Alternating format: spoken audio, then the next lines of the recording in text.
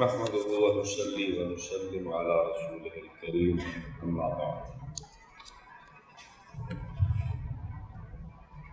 حضرات علماء کرام،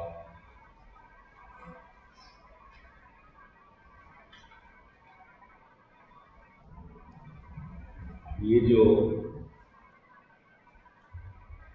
عقائد کی محنت ہے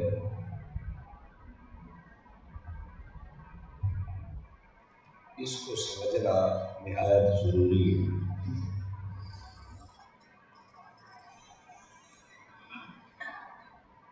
کیوں؟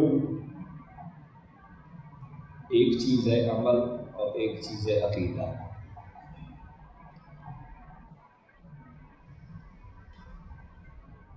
یعنی ایمان اور عمل کی بنیاد تو ایمان ہے، عمل تو اس کی تزیین،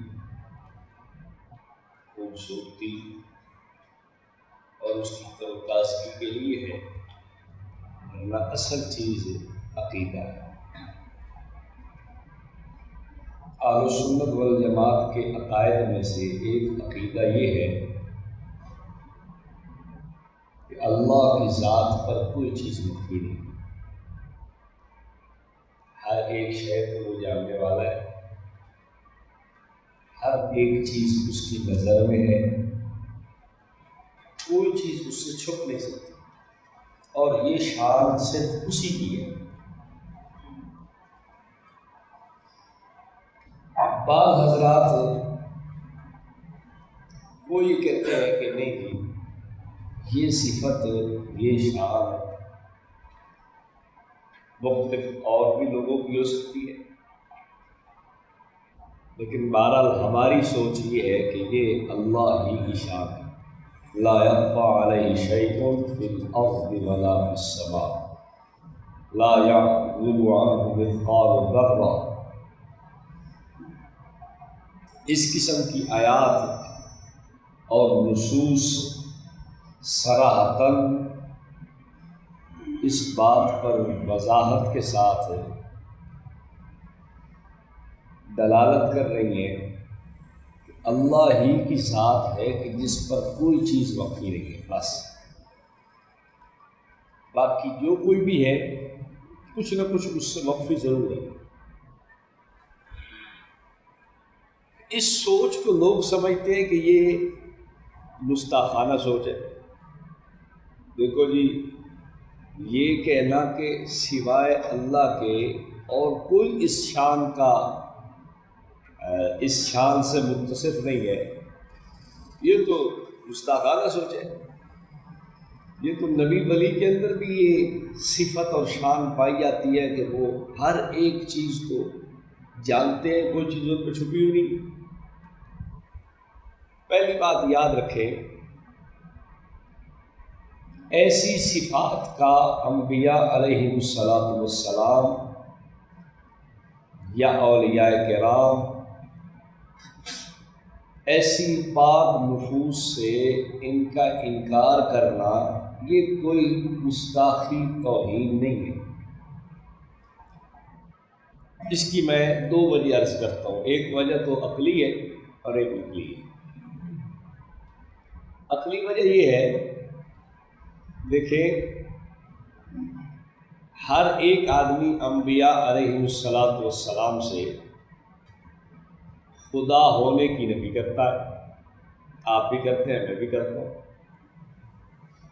تو ایک صفت کی آپ نے نفی ان سے کر دی تو کیا آپ گستاخ ہو گئے؟ نہیں. آپ نے رب العالمین ہونے کی ان سے نفی کر دی، کوئی گستاخ نہیں. معبود برحق ہونے کی نفی کر دی، کوئی گستاخ نہیں.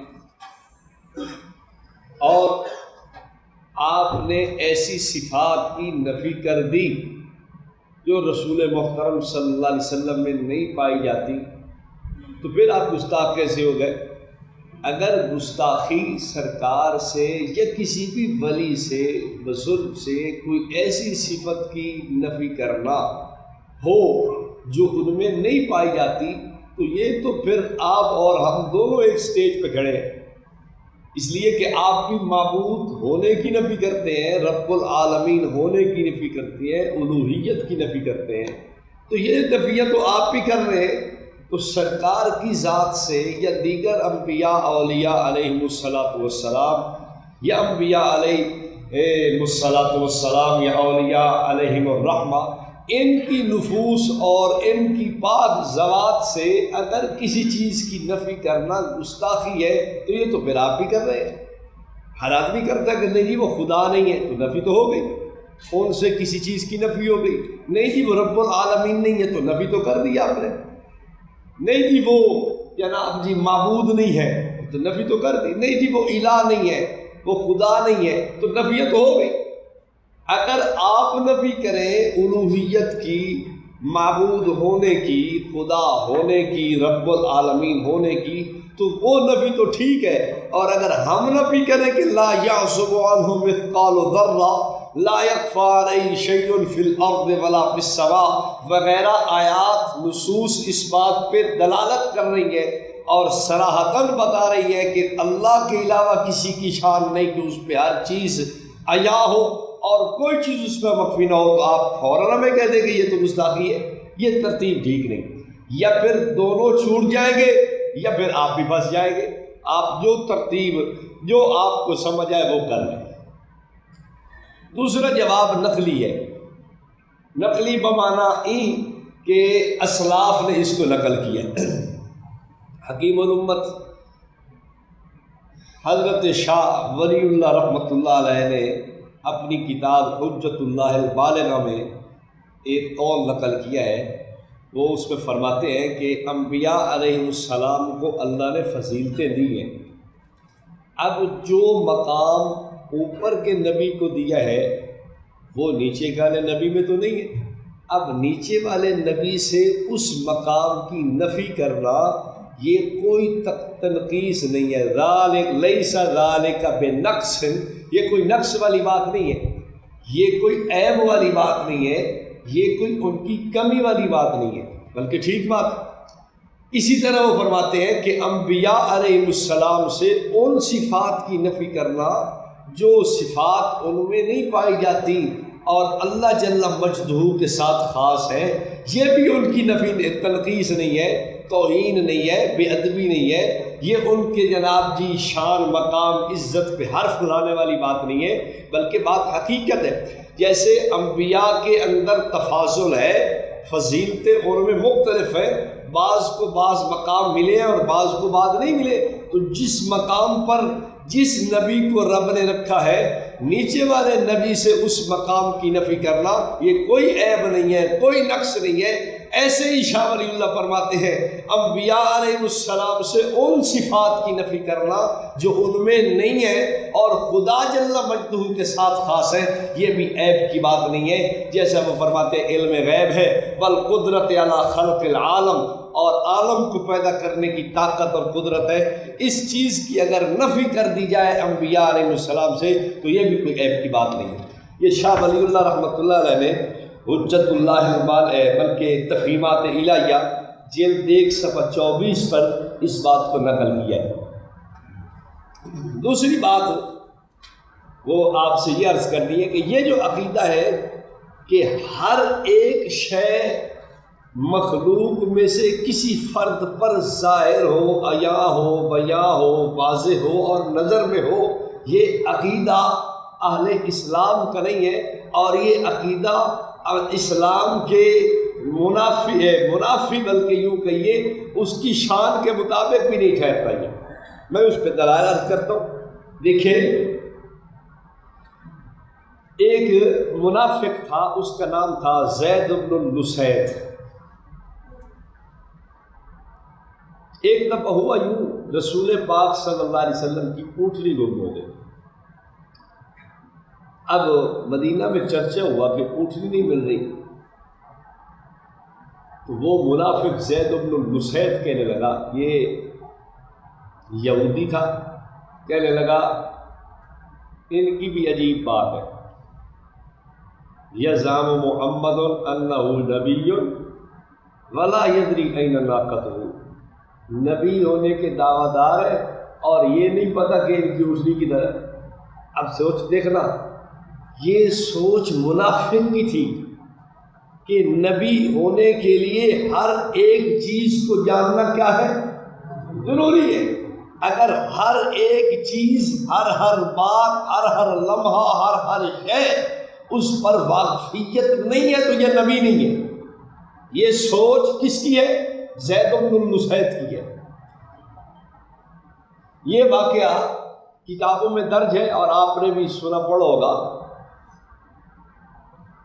یہ کیا نام ہے اس کا، سیرت ابن ہشام، اس کی جلد نمبر 2 اردو میں جو چھپی ہے مکتبہ رحمانیہ سے ترجمے میں، اس کا پہلا واقعہ جلد 2 کا یہی ہے. مدینہ میں مقیم منافقین یہود میں سے پہلا یہودی انہوں نے زید بن النسیت لکھ کے اس کا یہ واقعہ نیچے درج کیا. اچھا، اب آپ خود سوچیں کہ یہ سوچ کس کی تھی؟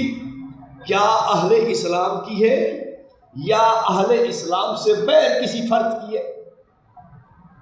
کہ کیا نبی یا ولی یا بزرگ کے لیے ہر ایک چیز کا جاننا ضروری ہے؟ کیا اہل اسلام کی شے یہ عقیدہ یہ سوچ ہو سکتی ہے؟ زید بن النسیت کی سوچ ہے. وہ کہتا ہے یزعم محمد انہ یأتی خبر السماء ولا یدری این ناقتہ. یہ کہتے ہیں کہ ہمارے پاس آسمانی خبریں آتی ہیں، ہم نبی ہیں. نبی ہو تو تمہیں یہ نہیں پتہ کہ تمہاری اٹھنی کہاں گم ہو گئی. معلوم ہوا اہل اسلام کی یہ سوچ نہیں تھی کہ نبی کے لیے ہر ایک چیز کا جاننا ضروری ہے. زمین کے ذرہ ذرہ پہ جو چیز واقع ہے، جو چیز موجود ہے، نبی اس کو جانتا ہو، ولی اس کو جانتا ہو، غوث کتب ابدال جانتے ہو. یہ سوچ اہل اسلام کی نہیں تھی بلکہ زید بن النسیت جیسی آدمیوں کی سوچ تھی کہ نبی ہونے کے لیے ضروری ہے کہ وہ ہر ایک چیز جانے. شمال، جنوب، شرق، غرب، زمین، آسمان، تحت الثری، عرش معلی، کوئی چیز بھی اس کی نظر سے باہر نہ ہو. یہ سوچ اس زید بن النسیت کی ہے. اچھا، اور دیکھیں رسول پاک صلی اللہ علیہ وسلم نے جب اس کی یہ بات سنی تو آپ نے یہ نہیں فرمایا کہ بات اس کی ٹھیک ہے، واقعہ صحیح کہتا ہے کہ نبی ہونے کے لیے یہ چیز، یہ اتنی باتیں، یہ ذرہ ذرہ ہمیشہ کے لیے جاننا ضروری ہو نہیں، بلکہ آپ نے فرمایا کہ میں تو وہ بات جانتا ہوں جو اللہ مجھے بتاتا ہے، اور اب اللہ نے مجھے بتا دیا ہے کہ میری اونٹنی فلاں جو ہے نا وادی کے اندر موجود ہے، اس کی نکیل کسی درخت کے ساتھ اٹک گئی تھی، وہ واپس ہی نہیں ہوئی. صحابہ گئے، جا کے وہاں دیکھا وہاں موجود تھی، لے آئے. تو رسول محترم صلی اللہ علیہ وسلم نے بھی اس کی نفی فرمائی. آگے دیکھیں، امام بخاری رحمۃ اللہ علیہ نے کتاب الرد علی الجہمیہ، بخاری شریف کا آخری کتاب جو ہے نا کتاب ہے، اور اس میں اس کا دوسرا نام کتاب التوحید بھی ہے. دونوں نام امام بخاری نے نقل کیے. اس میں ایک باب باندھا ہے امام بخاری رحمہ اللہ نے، باب قول اللہ عز وجل عالم الغیب فلا یظہر علی غیبہ احدا. اس کے تحت امام بخاری رحمۃ اللہ علیہ حضرت عائشہ رضی اللہ عنہ کا ایک فرمان لے آئے، من حدثک ان محمدا یعلم الغیب فقد کفر فقد کذب. جو یہ کہے کہ حضور پر نور صلی اللہ علیہ وسلم علم غیب جانتے ہیں، رکھتے ہیں، یہ شخص جھوٹ بولتا ہے. ایک آدمی مجھے کہنے لگا مولوی صاحب یہ دلیل تو تمہاری بنتی نہیں ہے. میں نے کہا کیوں نہیں بنتی؟ کہتا ہے اس لیے نہیں بنتی کہ اس میں ایک لفظ اور بھی ہے، من حدثک ان محمدا رأى ربہ فقد کذب. جو یہ کہے کہ حضور نے خدا کو دیکھا ہے تو وہ جھوٹ بولتا ہے. تو اس کا کیا مطلب؟ پھر یہ بھی جو ہے نا وہ تم دلیل بناؤ گے؟ میں نے کہا یہ بھی ٹھیک بات ہے. وہ کیسے؟ یہ تو ہمارے حضرات میں تو ٹھیک نہیں ہے. میں نے کہا بات یہ ہے، تعویل کا وسیع دروازہ ہے اور آپ تعویل کے باب کے اندر گزر سکتے ہیں. جو اسلاف نے تعویلیں کی ہیں ہم ان کو لیں گے. پہلی اس کی جو تعویل ہے وہ آپ کی خدمت میں عرض کرتا ہوں. دیکھیں، اللہ رب العالمین نے اپنا دیدار کروایا ہے، بعض کہتے ہیں نہیں کروایا۔ جو کہتے ہیں کروایا ہے ان کی مراد بھی یہی ہے کہ اللہ رب العالمین نے بعض انوارات کا مشاہدہ کروایا، بعض تجلیات کا مشاہدہ کروایا، اور جو کہتے ہیں نہیں کروایا ان کا کہنا یہ ہے کہ بعض خاص قسم کی تجلیات کا مشاہدہ نہیں کروایا۔ تو اب تعویل ہو گئی۔ اماں جی کے ارشاد کا بھی مفہوم اور مقصود، اب یہ الفاظ یا یہ اختلاف فقط لفظی ہے، حقیقی نہیں ہے۔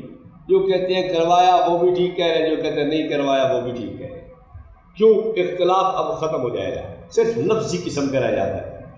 اگر یہ ہم تعویل نہیں بھی کرتے، دوسری تعویل یا دوسری سوچ یہ ہو سکتی ہے کہ صحابہ کرام جو جمہور امت کا قول ہے وہ راجح ہے اور یہ قول مرجوح ہے، تو اس صورت میں ہمیں پریشانی نہیں ہے کہ پوری امت مسلمہ حضرت عائشہ رضی اللہ عنہا کے اس قول کی توجیہ کر رہی ہے۔ لیکن وہ جو قول ہے من حدثک ان محمدا یعلم الغیب فقد کذب، اس قول کی امت میں سے کسی معتبر ذی قدر عالم نے اگر تعویل کی ہو کہ حضور پاک صلی اللہ علیہ وسلم تو جانتے ہیں اور اماں جی کا یہ قول ٹھیک نہیں ہے، تو آپ پیش کریں۔ جمہور نے اس قول کی تو تعویل توجیہ کی ہے، اس قول کی توجیہ نہیں کی۔ معلوم یہ ہوتا ہے کہ پوری امت مسلمہ کا یہ اجماعی اور متفقہ عقیدہ ہے کہ رسول محترم صلی اللہ علیہ وسلم غیب نہیں جانتے۔ لیکن چونکہ وقت مختصر ہے اس لیے میں اس کی مبادیات نہیں چھیڑ سکا، اگر وہ چھیڑ دیتا تو پھر اصل مسئلہ رہ جاتا، لیکن وہ بھی سمجھنا ضروری ہے۔ ہمارے لوگ بیچارے سادے سے ہوتے ہیں، کیونکہ یہ آپ نے عوام میں مسائل سمجھانے ہیں، عقائد سمجھانا ہے، تو پھر مسائل عقائد سمجھاتے ہوئے اگلی جو ہماری عوام ہے وہ بڑی بادشاہ قسم کی ہوتی ہے۔ آپ کوئی بات کریں گے وہ کچھ سمجھتے ہیں۔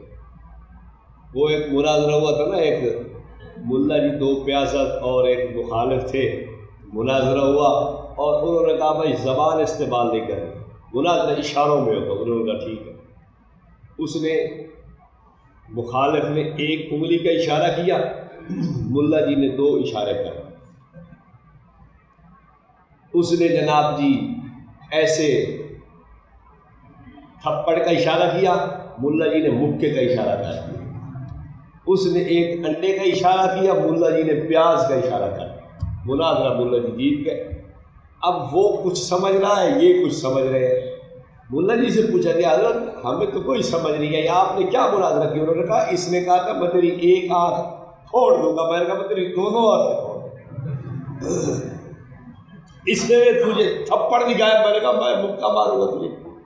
اس نے پھر مجھے انڈا دکھایا، میں نے کہا وصل مرے سر نہیں، پیاس لگے گا تجھے، انڈا تو کوئی چیز نہیں ہے۔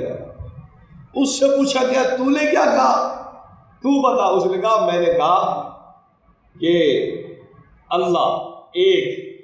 اس نے کہا نہیں ساتھ محمد عربی صلی اللہ علیہ وسلم کی ذات بھی ماننی ضروری ہے۔ پھر میں نے کہا پانچ تن۔ تو اس نے کہا نہیں سارے صحابہ اکٹھے ہیں، جیسے 5 تن ضروری ہے ایسے صحابہ کا ماننا بھی ضروری ہے۔ پھر میں نے اسے انڈا دکھایا کہ آسمان گول ہے، اس نے پھر مجھے پیاس دکھایا کہ نہیں گول نہیں طے بتایا بھی ہے۔ تو یہ واقعہ بنا تھا بہت بڑا بول۔ اسے پوچھو تو وہ کوئی اور بات کر رہا ہے، اسے پوچھو تو یہ کوئی اور بات کر رہا ہے۔ ہوتا ہی ہے کہ آپ بات کریں گے، آپ کوئی اور بات کر رہے ہیں اور وہ کچھ اور سمجھ رہا ہے۔ اب یہ جو جملہ میں نے کہا ہے کہ رسول محترم صلی اللہ علیہ وسلم غیب نہیں جانتے، علم غیب نہیں رکھتے، اب سننے والے عوام میں وہ بیچارے پریشان ہو جاتے ہیں۔ وہ سمجھتے ہیں کہ حضور کو کچھ بھی نہیں پتا، علیہ باللہ، حالانکہ یہ عقیدہ ہمارا نہیں ہے۔ ذہن میں رکھنا۔ ایک مولوی صاحب میرے پاس تشریف لے آئے، وہ وفاق المدارس کی سند یافتہ مولوی تھے، عالم تھے، ایک جگہ وہ خطابت کرتے تھے۔ وہ میرے پاس کہنے لگے مولانا ایک بہت بڑی پریشانی بن گئی ہے۔ میں نے کہا اللہ خیر کرے۔ پھر کہ جی ایک ہمارے قریب آدمی ہے، اس نے ایک دلیل دی ہے اور جو میرے لیے بڑی پریشانی کی ہے۔ میں نے کہا جی فرمائیں کیا دلیل دی ہے؟ کہتے جی ہمارا عقیدہ تو یہ ہے کہ حضور غیب نہیں جانتے، لیکن وہ ایک دلیل لایا ہے۔ کیا؟ حضرت ابو ہریرہ رضی اللہ تعالیٰ عنہ کو خدمت سونپی گئی کہ آپ نے یہ جو ہے نا غلے کا یا اس کا غنیمت کے مال کا اس کا آپ نے خیال کرنا ہے۔ وہ رات کو کھڑے تھے، مطلب غلے کا ڈھیر لگا ہوا تھا، خیال کر رہے تھے۔ ایک آدمی آیا اور اپنی جناب کی تجوری بھرنے لگا اور اپنی گٹھی باندھنے لگا، اور حضرت ابو ہریرہ نے پکڑ لیا، اوے تو کیا اٹھا رہا ہے؟ انہوں نے کہا میں غریب آدمی جی، مہربانی کرے، چھوٹے چھوٹے بچے ہیں، بھوک سے مر رہے ہیں، تو آپ مہربانی کریں جانے دیں، اللہ آپ کا بھلا کرے۔ حضرت سیدنا ابو ہریرہ رضی اللہ تعالیٰ عنہ جانے دیا، چلو یار غریب بندہ ہے، اگر کڑک بھی ایک اس گاٹ باری لئیے تو کیڑا فرق ہوگا، اللہ نے وہ رسول پاک صلی اللہ علیہ وسلم کو صبح کے سارا واقعہ سنایا۔ حضور نے فرمایا ابو ہریرہ رات پھر آئے تھے، پھر دوسری رات کا واقعہ پھر ہوا، پھر آیا واقعہ۔ جب دوسرا دن آیا تو رسول پاک صلی اللہ علیہ وسلم کو پھر سارا ماجرا سنایا، تو آپ نے فرمایا ابو ہریرہ رات کو پھر آئے۔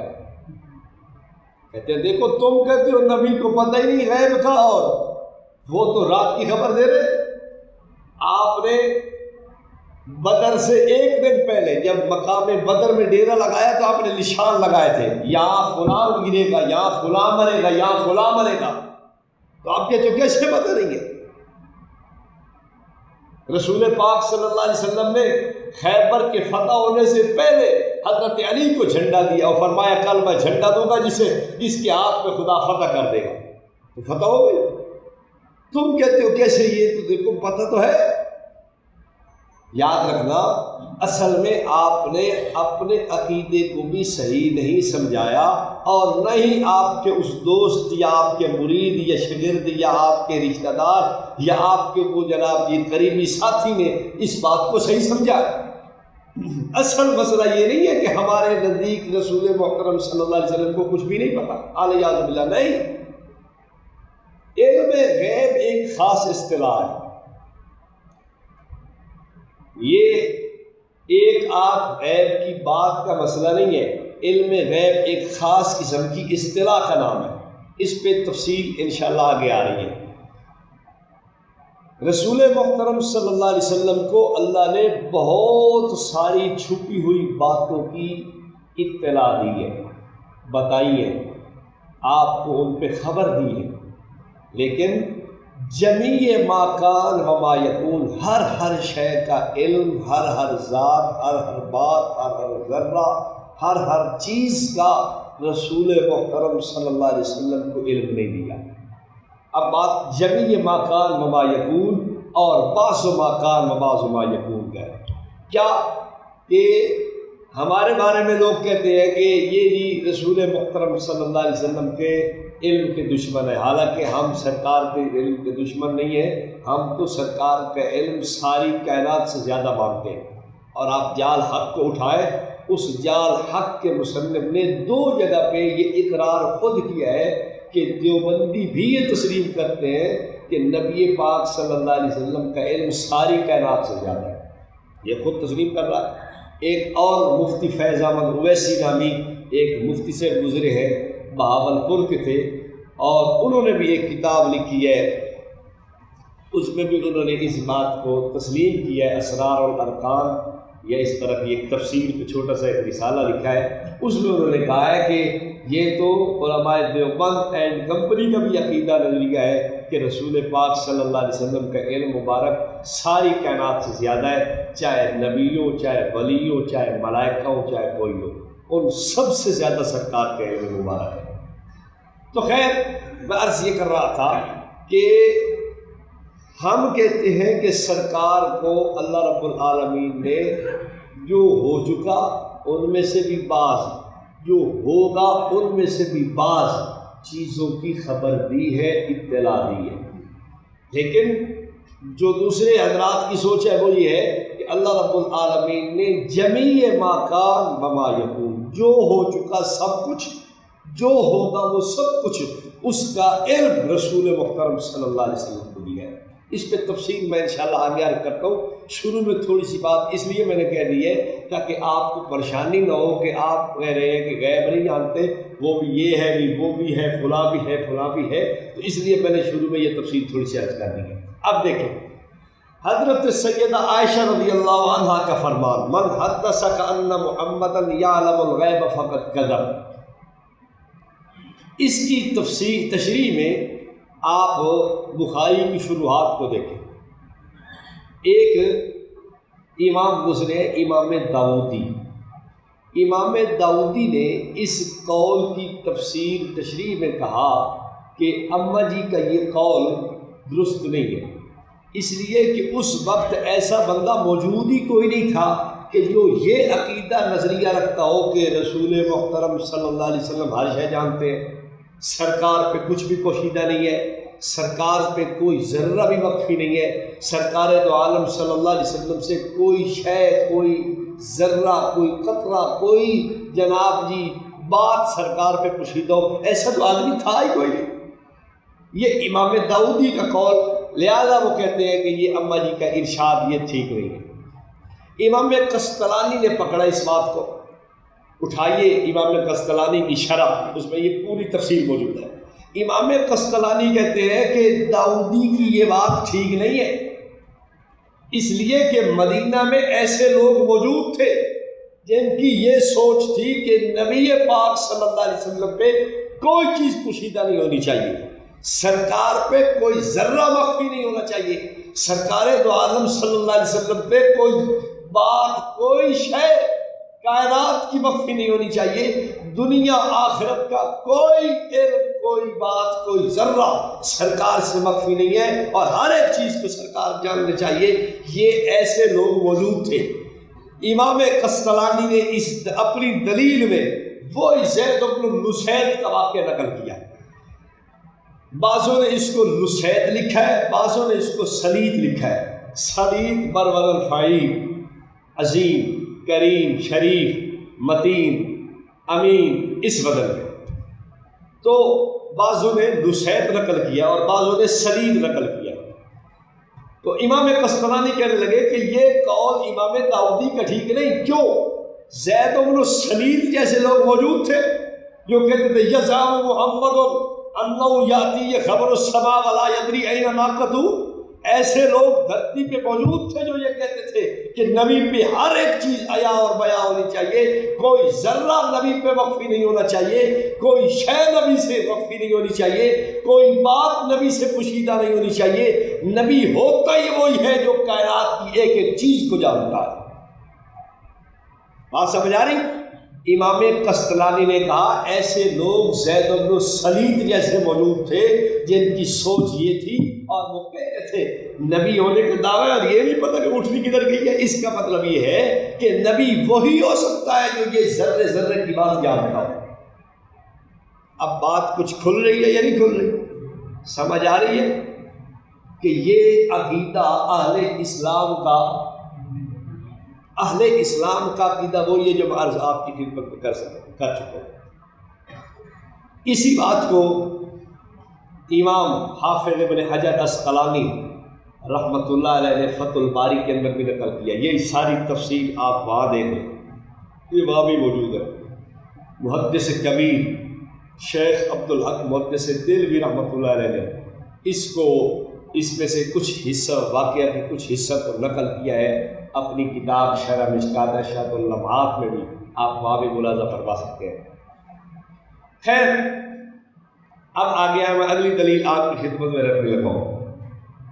تیسری دلیل کہ یہ عقیدہ رسول محترم صلی اللہ علیہ وسلم کے بارے میں کہ ایک ایک چیز، ایک ایک ذرہ، ایک ایک بات، ایک ایک شے، ایک ایک لمحہ، کائنات کا کوئی علم، کوئی چیز سرکار سے مخفی، پوشیدہ، چھپی ہوئی نہیں ہے۔ یہ عقیدہ ہمارا اسلام کا نہیں ہے۔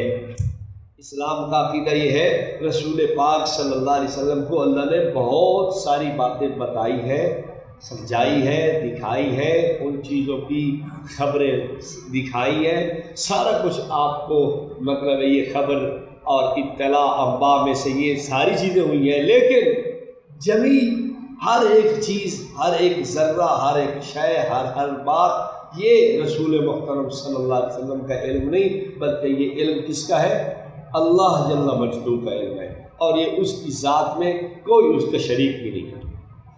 نہ ذات میں شریک ہے، نہ اس کے علم اور اس کی شان اور اس کے مقام میں کوئی شریک ہے۔ تیسری دلیل، امام راغب اصفہانی نے اپنی کتاب المفردات میں نبی یون کی تحقیق میں ایک بات نقل کی ہے، وہ بھی بڑی پتہ کی بات ہے۔ امام راغب لکھتے ہیں کہ دیکھو، لفظ نبی نبعٌ سے نہیں بنا۔ بعض کی سوچ یہ ہے کہ لفظ نبی نبعٌ سے بنا ہے، نبعٌ۔ بعض کی تحقیق یہ ہے کہ لفظ نبی نبوت سے بنا ہے، بعض کی تحقیق یہ ہے کہ لفظ نبی نبوت سے بنا ہے۔ امام راغب رحمۃ اللہ علیہ فرماتے ہیں کہ ترجیح اس بات کو ہے، یا راجح قول یہ ہے کہ لفظ نبی نبوت سے بنا ہے، اور اس پہ امام راغب نے پھر ایک دلیل بھی پیش کی ہے۔ دیکھیں، آپ میں سے اہل علم حضرات کو کئیوں نے پڑھا ہوگا کہ انہوں نے لکھا ہے کہ لفظ نبی نبعٌ سے بنا ہے۔ ہمیں اہل علم حضرات کی شان، عزت، عظمت مسلم ہے، ہم ان کی جوتیوں کی خاک بھی نہیں ہے، اور ہم ان پہ کوئی تنقید، طعن و تشریح بھی نہیں کرتے، اور نہ ہی کرنا چاہیے۔ ہم یہ کہتے ہیں کہ ان کے پیش نظر ایسی آیات تھی، مثلا جیسے ایک آیت ہے نبأنی العلیم الخبیر، اللہ نے مجھے خبر دی ہے، نبئ عبادی انی انا الغفور الرحیم، تو خبر دے دے نبی۔ ایسی آیات کے پیش نظر انہوں نے لفظ نبی کو نبعٌ سے مانا ہے۔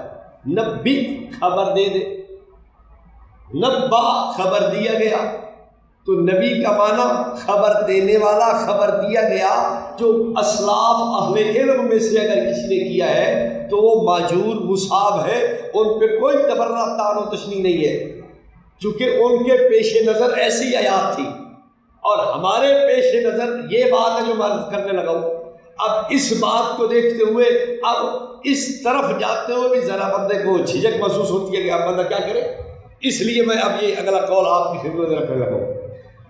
امام راغب فرماتے ہیں کہ نبوت سے یہ لفظ بنا ہے۔ ویسے اہل علم کی مجلس ہے، اس میں آپ لوگ بھی تحقیق، مطلب اس پہ آپ اور زیادہ کر سکتے ہیں۔ ایک لفظ ہے فعیل۔ فعیل کی جمع کبھی افعلا بھی آتی ہے، کبھی فعلا بھی آتی ہے، اور مختلف بھی آتی ہے۔ اب آپ دیکھیں، اگر لفظ نبی نبی یون ہو، نبوت سے بنا ہو، پھر اس کی جمع کیا آنی چاہیے؟ اگر لفظ نبی نبی اون ہو اور نبا اون سے بنا ہو، پھر اس کی جمع کیا آنی چاہیے؟ یہ جمع مختلف ہو جائے گی۔ اب ہم جمع سے دیکھ کے فیصلہ کرتے ہیں کہ لفظ تمہارے طرف جاتا ہے یا لفظ ہماری طرف آتا ہے۔ اب آپ دیکھیں، ایک لفظ ہے غنیٌ، یہ بھی ناقص ہے نا، غنیٌ یہ بھی کیا ہے، اور نبیٌ لفظ یہ بھی ناقص، وہ افت اقسام میں ناقص ہے۔ نبیٌ یعنی اس کے آخر میں بھی آ رہا ہے جو ہے نا وہ حروف علت، اور اس کے آخر میں اس کو آپ لفیف بھی کہہ سکتے ہیں۔ بہرحال ان کی جمع آپ دیکھیں، غنیٌ کی جمع دیکھیں، کیونکہ یہ تو اگر میں یا ہے، اس کی جمع کیا آتی ہے؟ غنیٌ کی جمع اغنیا آتی ہے، اور نبیٌ کی جمع غزل مل رہا یا نہیں مل رہا؟ اس سے ہمیں ایک بہت بڑی دلیل نظر آتی ہے کہ لفظ نبی نبوت سے بنا ہے، نبیٌ ہے، نبی اون نہیں ہے۔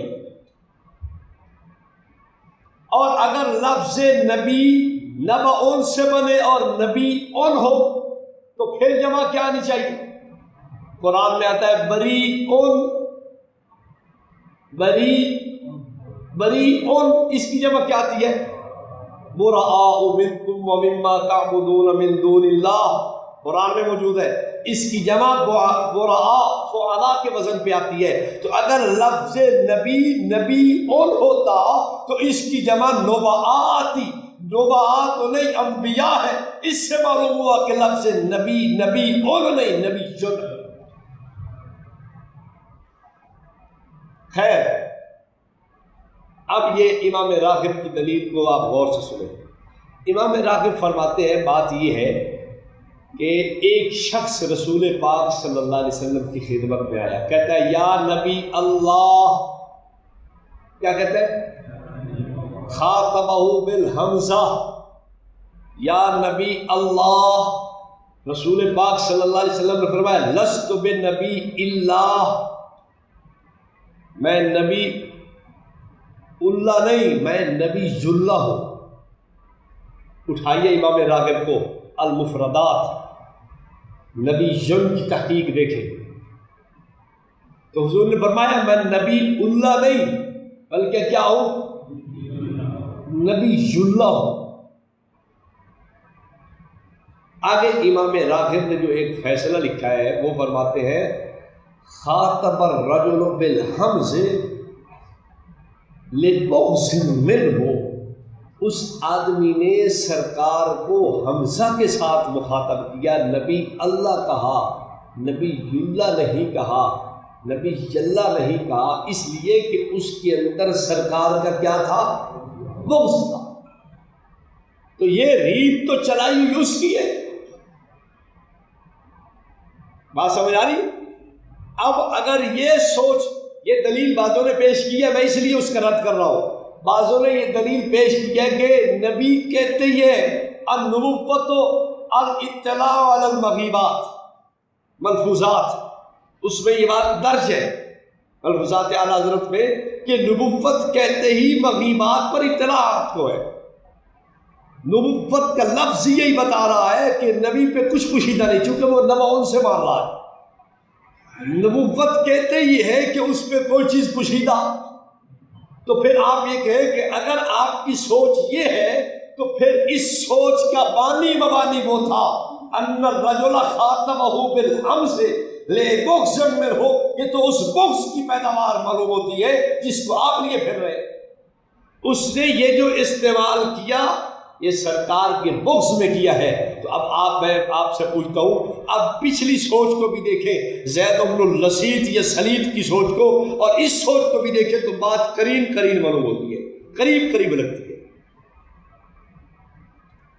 وہ بھی بغض میں تھے اور کہتے تھے کہ یزعم محمد انہ یاتی خبر السماء، واہ بھائی واہ، کہتے ہیں کہ ہمارے پاس آسمانی خبریں آتی ہیں، ہم نبی ہیں، اور پتہ یہ بھی نہیں ہے اٹھنی کہاں ہے۔ یہ بغضی تھا نا، ان کی سوچ یہ تھی کہ نبی وہ ہو سکتا ہے جس کو ایک ایک ذرہ شے بات ایک ایک چیز کا علم ہو، اگر علم ایک ایک چیز کا نہیں ہے تو پھر نبی نہیں ہے۔ تو بہرحال یہ ایک سوچ یہ ہم سمجھتے ہیں کہ اہل سنت والجماعت کے عقیدہ کے ساتھ متصادم ہے۔ اب آگے میری اگلی دلیل پہ غور کریں۔ نبی ایمان والا ہوتا ہے یا نہیں ہوتا؟ قرآن کہتا ہے آمن الرسول بما انزل الیہ من ربہ والمؤمنون، نبی بھی ایمان والا ہے۔ اب ایمان کا اصل درجہ کون سا ہے؟ ایمان بالغیب یا ایمان بالمشاہدہ؟ ایمان بالغیب، اور نبی کو ایمان بالغیب بھی ہوتا ہے۔ قرآن کی وَإِذْ قَالَ إِبْرَاهِيمُ رَبِّ أَرِنِي كَيْفَ تُحْيِي الْمَوْتَى، اللہ کیسے مردوں کو زندہ کرے گا؟ اب تک حضرت ابراہیم علیہ السلام کو ایمان بالغیب تھا، یا اللہ کیسے کرے گا، ہمیں دکھا تو دے۔ تو اللہ نے کیا فرمایا؟ اولم تؤمن، تجھے ایمان نہیں؟ قال بلی، ہے ایمان تو ہے، یقیناً موجود ہے۔ پھر وَلَٰكِن لِيَطْمَئِنَّ قَلْبِي، میں تو اپنا ایک انشراح صدر چاہتا ہوں، اطمینان قلب کے لیے کہہ رہا ہوں، میں تو ایک طبیعت کے اطمینان کے لیے عرض کر رہا ہوں کہ مجھے دکھا دے۔ اس سے معلوم ہوا ایمان بالغیب کے بعد اس چیز کا مشاہدہ ایمان کی تقویت کا باعث بنتا ہے۔ ایمان بالغیب کے بعد کا مشاہدہ تقویت کا باعث بنتا ہے، اور مشاہدے کے بعد کا ایمان یہ معتبر نہیں ہوا کرتا۔ فرعون نے جب کہا آمنت بالذی لا الہ الا الذی آمنت بہ بنو اسرائیل وانا من المسلمین، اس کا ایمان معتبر ہے؟ کیوں معتبر نہیں ہے جی؟ کلمہ اس نے نہیں پڑھا تھا، پڑھا ہے کلمہ، دل سے نہیں پڑھا، دل سے پڑھ رہا ہے، لیکن اب مشاہدہ کا ایمان ہے، اور ایمان مشاہدہ معتبر نہیں ہوتا، اصل ایمان بالغیب ہے۔ ہاں ایمان بالغیب کے بعد کا مشاہدہ یہ تقویت کا باعث بن سکتا ہے،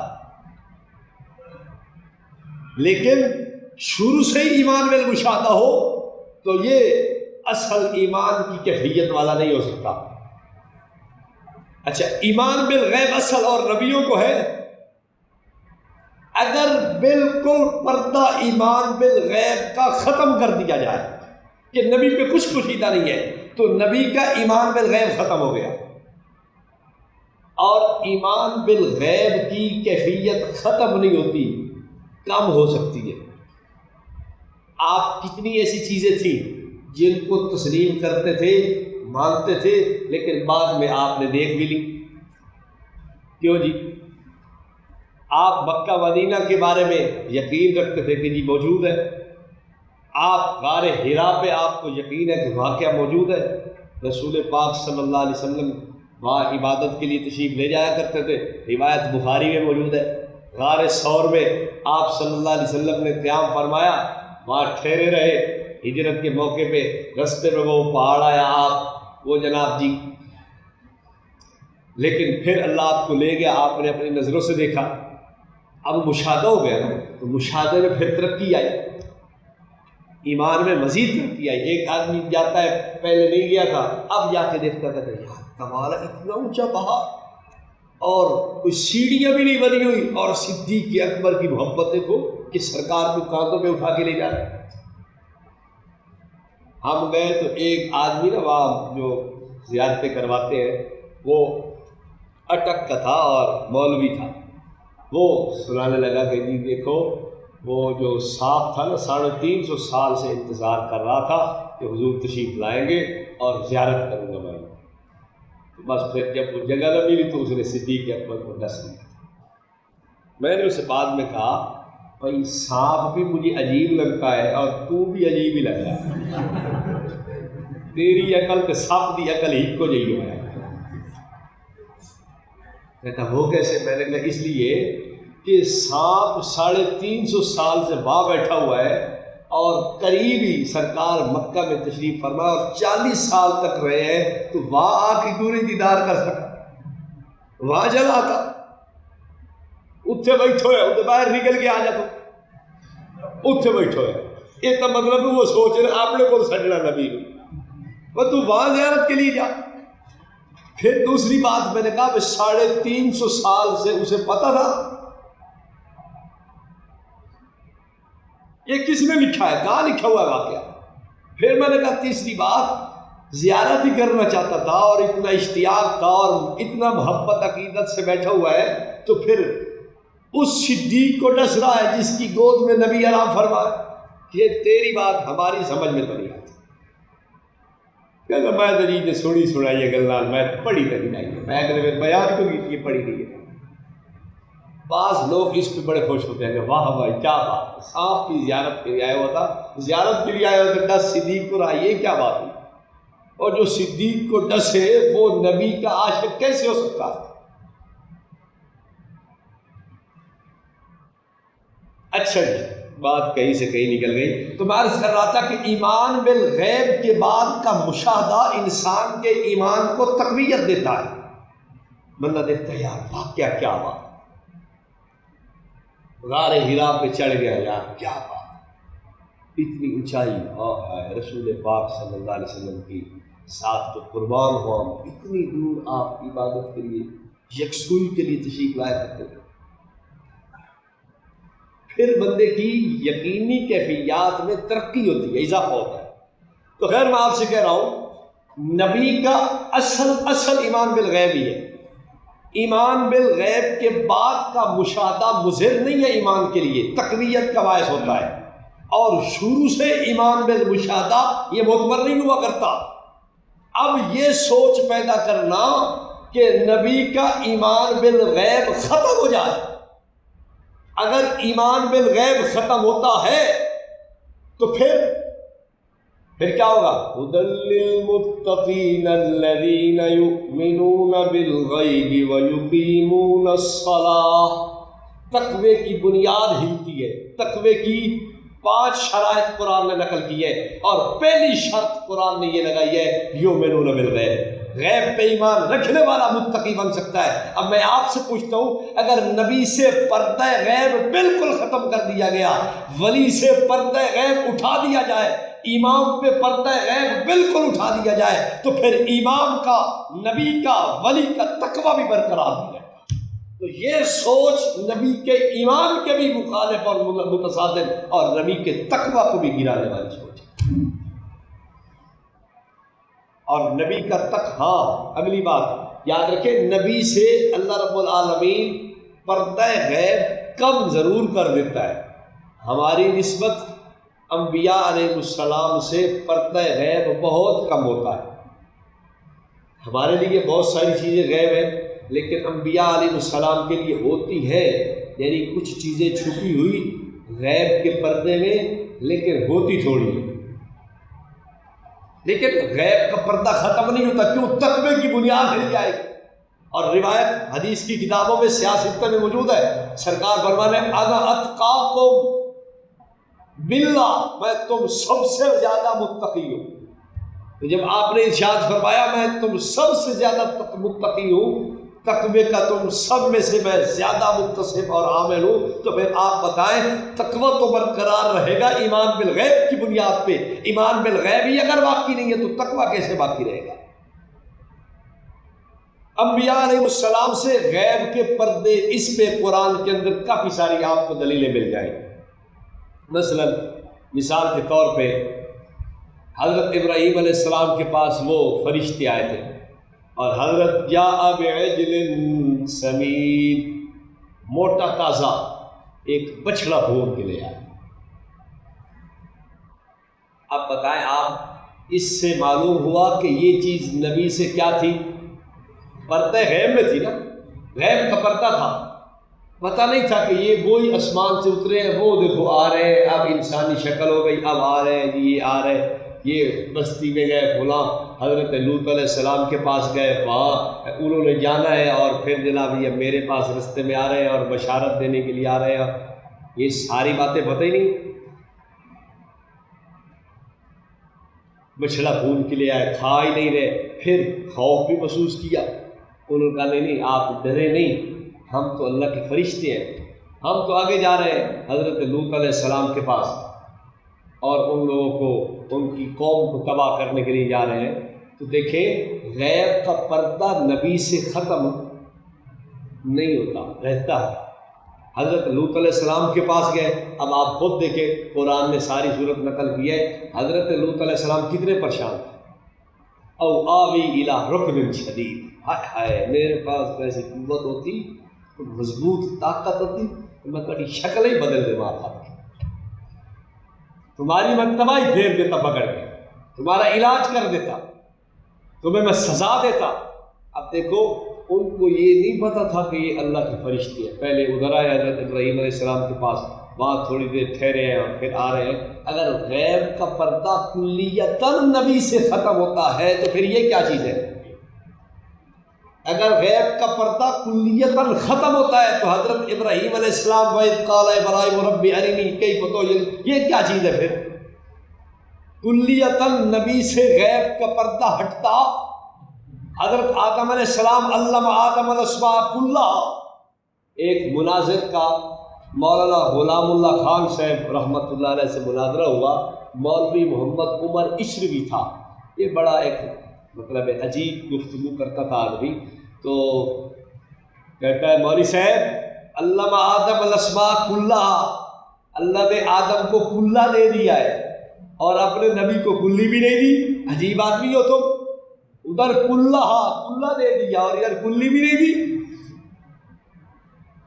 اب ادھر کلی کلہ تو دیا ہے پر اسماء والا کلہ تھا، اسماء کلھا، سارے اسماء ہیں۔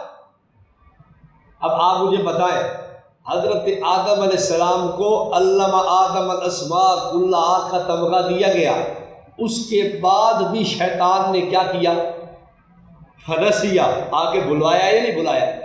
بھول گئے حضرت آدم علیہ السلام۔ حالانکہ پہلے وہ یہ جو کہہ رہا تھا کلّا دے دیا، وہ کلّا تو وہ جانتے تھے، اس کے باوجود بھی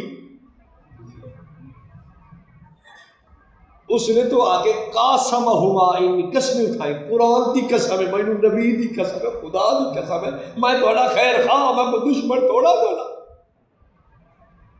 قاسمہما انی لکما لمن، ایک مولوی صاحب کہنے لگے شیطان بڑا اچھا آدمی ہے۔ میں نے کہا کیسے اچھے؟ جھوٹ نہیں بولتا۔ میں نے کہا یہ کیا ہے؟ یہ بہت بڑے آدمی نے یہ بات لکھی ہے، ملفوظات بلکہ احکام شریعت، اس میں حضرت نے یہ بات ارشاد فرمائی ہے کہ وہ اپنے لیے جھوٹ کو پسند نہیں کرتا۔ یہ جھوٹ نہیں بول رہا تو کیا کر رہا ہے؟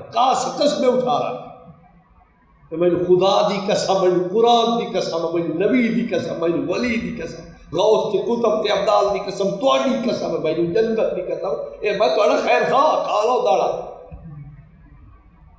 تساں بس دانا کھاونا ہے، گندم آپ نے کھانی ہے، یہ دانا کھائیں گے آپ بس ہمیشہ ہمیشہ کے لیے آپ رہیں گے، یا جو بھی دانا تھا۔ اب قسمیں اٹھاتی، یہ جھوٹ نہیں تھا، بولیے۔ لیکن مجھے ہی نہیں سمجھ آتی کہ کیوں شیطان کی لوگ وقع، ہم شیطان کو بھی کچھ، ہم تو بڑے میٹھے سے آدمی ہیں، سیدھے سادے آدمی، ہم شیطان کو بھی کچھ نہیں کہتے۔ کیوں کہ دنیا میں ایسی قومیں بھی بستی ہیں کہ جن کو شیطان بہت اچھا لگتا ہے، شیطان کی گن گاتے ہیں، شیطان کی بڑی تعریف توصیف کرتے ہیں، شیطان کا ادب احترام کرتے ہیں۔ تو ہم تو شیطان کو بھی برا نہیں کہتے تھے، ہم تو امن و ایمان اور سکون اور چین اور دنیا میں ایک سکون کی محنت پیدا کرنے والے ہیں، ہم کسی کو برا نہیں کہتے، ہم تو شیطان کو بھی برا۔ کیوں؟ اس لیے کہ شیطان کو ہم برا کہیں گے، ان کو بیچاروں کو تکلیف ہوگی۔ جو کہتے ہیں کہ شیطان تو بڑا اچھا ہے، متقی ہے، جھوٹ نہیں بولتا، شیطان تو بہت بڑا صفا پسند ہے، شیطان تو بہت بڑا جناب جی موحد ہے، شیطان تو اتنا رب العالمین کا عظیم اور قریب تر تھا کہ اللہ نے اس کے بارے میں فرمایا کہ اس کے بغیر تو جنت سجتی بھی نہیں ہے، اللہ کا محبوب بھی تھا، برگزیدہ بھی تھا، اللہ نے اس کو مالا اعلیٰ میں بنا دیا، جنت میں اس کو فرشتوں کا سردار بنا دیا، یہ زمین سے اس کو وہاں منتقل کر دیا، چپا چپا کی عبادت کی ہے، زاہد بھی ہے، عالم بھی ہے۔ ایک آدمی کہنے لگا فاضل دیوبند بھی ہے۔ یہ قرآن کی تفسیر میں لوگوں نے لکھا ہے کہ شیطان فاضل دیوبند ہے۔ اور اللہ کے بندو، جو فاضل دیوبند اگر ہے تو اس کا معنی ہے کہ دیوبند تو پھر اس وقت سے پڑا آج چلا آ رہا ہے، پھر دیوبند سے لڑتے کیوں؟ سوچ دیکھو، شیطان صوفی عابد زاہد فاضل دیوبند۔ عجیب لوگ جو ہے نا وہ ہمارے ساتھ بغض رکھتے ہیں، حالانکہ میں سوچتا ہوں کہ شیطان کی خوبیاں تم بیان کرو اور اسے ہمارے مدرسے کا فاضل بناؤ، یہ تو ہمیں سمجھ نہیں آتی بات۔ یہ ساری خوبیاں جو میں گر رہا ہوں یہ کتابوں میں لکھی ہوئی ہیں، ابلیس کا دیوبند کتاب اٹھا کے پڑھیں آپ، خوبیوں کی بھرمار لگی ہوئی ہے۔ نور العرفان اٹھائیں، خوبیوں کی بھرمار ہے، احکام شریعت میں اس کی بہت بڑی خوبیاں لکھی ہوئی ہیں۔ میں نے کہا اتنی ساری خوبیاں کیوں لکھ رہے ہو؟ کہ نہیں رشتہ نہ دے دیونا شیطان، اتنی خوبیاں یہ بھی ہے وہ بھی ہے۔ قرآن مولوی صاحب غیر جنس میں نکاح نہیں ہوتا، مجھے کہنے لگے غیر جنس میں نکاح نہیں ہوتا، میں کہا میں تھوڑا گھر بھی کھائی گا، کیوں نہیں ہوتا؟ کہتے ہو کیسے؟ میں نے کہا کتابوں میں لکھا ہے، احکام شریعت ملفوظات میں موجود ہے یہ بات۔ کیا کہ کسی ہمارے بارے میں بزرگوں نے، آپ کے بزرگوں نے یہ بات نقل کی ہے، ان کا نکاح کسی انسان سے بھی نہیں جائز اور کسی حیوان سے بھی نہیں جائز۔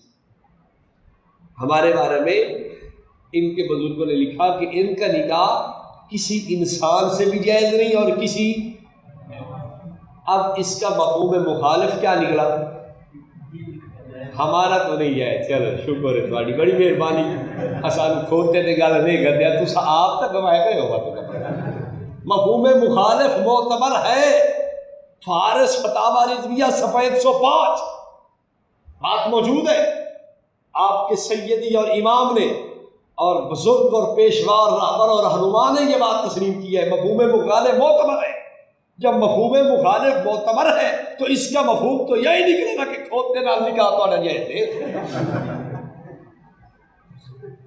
اور بات سمجھ آ رہی ہے نہیں آ رہی؟ یار مسئلہ ادھر ادھر چلا جاتا ہے بارہ. چلو جی آگے چلیں.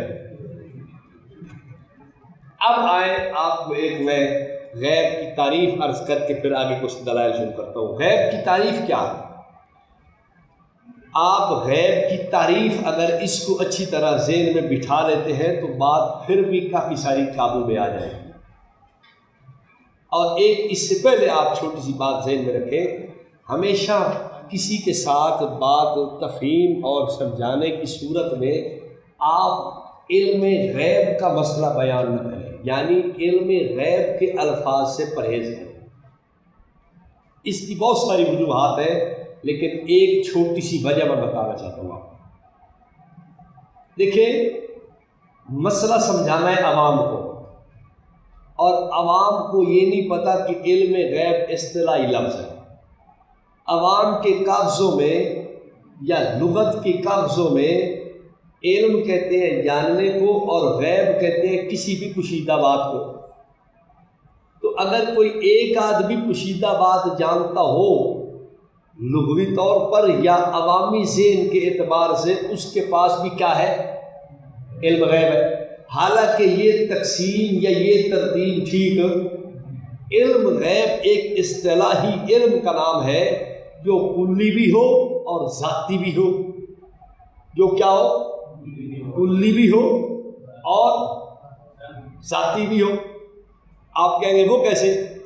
ذاتی کی تشریح تو احکام مولانا احمد رضا خان صاحب نے ملفوظات اعلیٰ حضرت میں لکھی ہے. لفظ علم جب کہ مطلق ہو خصوصاً غیب کی طرف مضاف ہو تو اس سے مراد ذاتی علم ہوتا ہے. علم غیب سے مراد ذاتی علم ہے. ملفوظات اعلیٰ حضرت صفحہ 314. یہ بات یہ 317 یہ بات تو وہاں نقل ہے، بات ختم ہو گئی. کلی کی بات آپ نے کہاں سے نکالی؟ میں نے کہا وہ میں اپنی طرف سے عرض نہیں کر رہا، یہ کتابوں سے ہی سمجھی ہے میں نے. دیکھیں ہماری اصول کی کتابیں المطلق اذا اطلق یراد بہ الفرد الکامل، کسی چیز کو مطلقاً بیان کیا جائے تو اس سے فرد کامل مراد ہوتا ہے. اب لفظ علم غیب یہ مطلقاً جب آپ بیان کریں گے تو اس سے مراد وہ اس کی صورت ہوگی جو کامل صورت ہوتی ہے، اور کامل صورت وہی ہے جو ایک ایک ذرے اور ایک ایک چیز اور ایک ایک بات اور ایک ایک شے اور ایک ایک لمحہ اور ہر گھڑی کی خبر اور صورت اور جناب ہر ایک چیز کا علم ہو سکتا ہے، اس کو علم غیب کہتے ہیں. یہ دونوں باتیں ذاتی بھی اور کلی بھی یہ خدا تعالیٰ کی شان کے لائق ہے. خیر میں عرض کر رہا تھا آپ نے علم غیب کی گفتگو نہیں رکھنی، گفتگو یہ رکھنی ہے جمیع ما کان و ما یکون کی. اب اس صورت میں بات سارا سمجھ آ جائے گی اور عوام کو بات اچھی طرح ذہن میں بیٹھ جائے گی کہ ہر ایک چیز، ہر وقت، ہر لمحہ، ہر چیز، ہر ذرہ، ہر بات، اس کا علم اللہ ہی کے پاس ہے. اللہ نے انبیاء علیہ السلام کو جو ہو چکا، جو ہونے والا ہے، اس میں سے بعض کی خبریں دی ہیں. اللہ خیر صلی اللہ. یہ اب بات سمجھ آنے والی ہے اور لوگوں کے ذہن میں بیٹھے گی. اب وہ جو ایک عوامی غلطی تھی یا عوامی چکر تھا وہ آپ پہ نہیں چلے گا. اگر آپ علم غیب کی بات چلائیں گے تو عوامی چکر میں آپ کو ڈالیں گے وہ. اور یہ عوامی قسم کے الفاظ اسلاف کی کتابوں میں بھی استعمال ہوا ہے، صرف وہ ایک لغوی جناب جی سوچ کے پیش نظر حضرات نے لکھے اپنی کتابوں میں. تو اس لیے آپ راستہ ہی دوسرا اختیار کریں تاکہ جو راستہ آپ کو پریشان نہ کرے. لوگوں کے فون آتے ہیں، مولوی صاحب فلاں نے تو لکھا ہے یاتی ہے خبر یاتی ہے علم الغیب، فلاں تفسیر والے نے علم غیب لکھا ہے، علمناہ من لدنا علما کان رجلا یعلم علم الغیب. اس قسم کے الفاظ تو لکھے ہوئے ہیں کتابوں میں. تو پھر میں آپ کو اس لیے وہ راستہ دکھا رہا ہوں جس رستے پر انشاءاللہ آپ کو پھر کوئی روکے گا نہیں. یہ موٹر وے راستہ ہے، آپ اپنی سپیڈ جتنی مرضی رکھے آپ کو کوئی نہیں روکے گا، اور اس رستے پہ آپ کو پھر رکاوٹ پڑے گی، آپ کو روکیں گے، چیکنگ ہوگی، ہاں مولوی صاحب کتنے جا رہے ہو، انڈیا ہو نا بادشاہ ہو، چیک پوسٹ ہی گزرنا پوسی پاس، تو وہ چیک پوسٹ میں پھر آپ پریشان ہو جائیں گے، پھنستے تو نہیں، میں یہ نہیں کہتا پھنس جائیں گے، لیکن پریشان وقتی طور پہ ضرور ہوں گے کہ یار یہ اتنی بڑی سپیڈ میں جا رہا تھا، میں چلا جاتا تو میں تو اب تک پہنچ ہی جاتا، لیکن میرا آدھا گھنٹہ ضائع کر دیا۔ تو آپ رستے ہی وہ اختیار کریں جس رستے پہ چیک پوسٹ ہی نہیں، وہ کیا کہ اللہ رب العالمین نے تمام چیزوں کا علم، ہر چیز، ہر بات، ہر ذرے کا علم وہ اپنے پاس ہی رکھا ہے۔